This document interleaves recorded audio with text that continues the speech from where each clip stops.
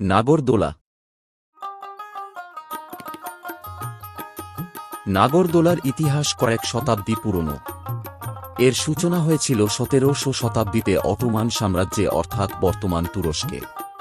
১৬২০ সালের দিকে পর্যটকরা প্রথম কাঠ দিয়ে তৈরি চাকা সাদৃশ্য দোলনার দেখা পান, যা মেলায় বিনোদনের জন্য ব্যবহৃত হতো। তখন এগুলো মূলত মানুষ বা পশুর সাহায্যে ঘোরানো হতো। ১৮০০ শতাব্দীতে এটি ইউরোপের বিভিন্ন দেশে ছড়িয়ে পড়ে এবং জনপ্রিয় বিনোদন হিসেবে পরিচিতি পায়। নাগরদোলার আধুনিক রূপটি তৈরি হয় ১৯০০ শতাব্দীর শেষের দিকে। ১৮৯৩ সালে শিকাগোর বিশ্ব মেলায় আমেরিকান প্রকৌশলী জর্জ ওয়াশিংটন গ্যালো ফেরিস জুনিয়র প্রথম ইস্পাতের তৈরি বিশালাকার নাগরদোলা জনসমক্ষে আনেন।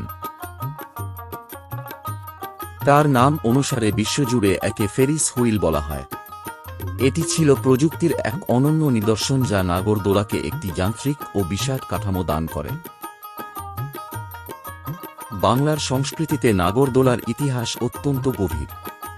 কয়েকশো বছর ধরে গ্রাম বাংলার মেলা, বৈশাখী উৎসব এবং পূজা পার্বণের অবিচ্ছেদ্য অংশ হিসেবে এটি টিকে আছে।